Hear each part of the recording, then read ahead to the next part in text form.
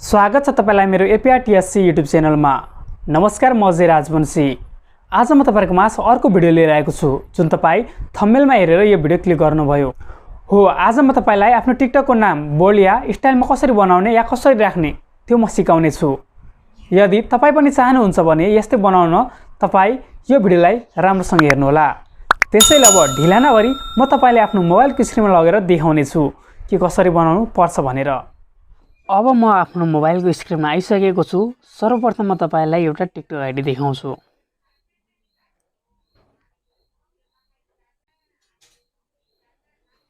यहाँ हेर्न सक्नुहुनेछ तपाई, यहाँ बोल्डमा आइरहेको छ नाम र हेर्दा पनि अलिकति राम्रो देखिन्छ। टिकटक खोलेर पनि देखाउँछु म तपाईलाई। हेर्न सक्नुहुन्छ यहाँ नाम बोल्डमा देखाइरहेछ र जस तपाई अर्को तरिकाले पनि राख्न सक्नुहुनेछ। मैले चाहिँ यस्तो तरिकाले राखेको छु।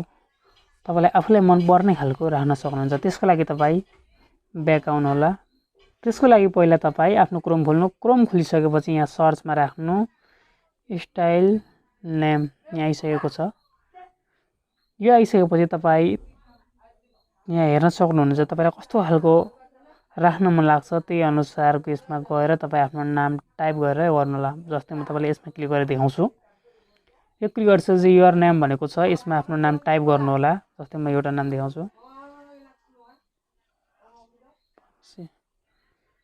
यहाँ हेर्न सक्नुहुनेछ तपाई, मैले यहाँ राजवंशी टाइप गरेको छु। यहाँ आइसकेको छ र तपाईलाई कस्तो खालको मन पर्छ यहाँ धेरै खालको छ। जस्तै तपाई यस्तो गर्दै जानुभयो भने पाइराख्नुहुन्छ। डिजाइनको हुन्छ, स्टाइलमा हुन्छ। तपाईलाई जस्तो मन पर्छ त्यही अनुसार। अब त्यो कसरी राख्ने त म तपाईलाई यो नाम कपी गरेर देखाउँछु।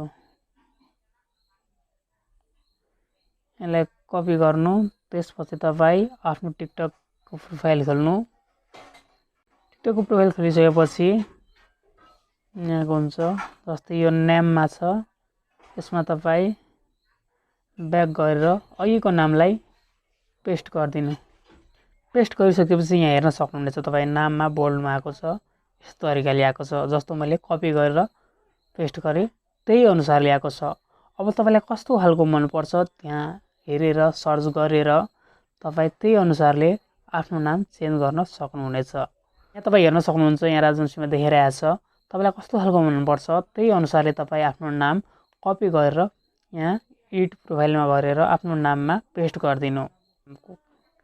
यति गरिसकेपछि तपाईको टिकटकको नाम चेन्ज भएर स्टाइलमा आएको हुन्छ जस्तो तपाईले पेस्ट गर्नुहुन्छ।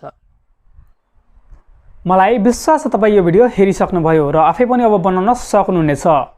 र यो भिडियो कस्तो लाग्यो कमेन्ट अवश्य गरिदिनु होला। साथै भिडियोलाई पनि लाइक गरिदिनु होला र युट्युब च्यानललाई सब्स्क्राइब गर्न नभुल्नु होला, किनकि म तपाईहरुको लागि यस्तै भिडियोहरू लिएर आउने छु जुन केही भिडियोहरू तपाईको लागि एकदमै महत्त्वपूर्ण हुनेछ। हस्त नमस्कार।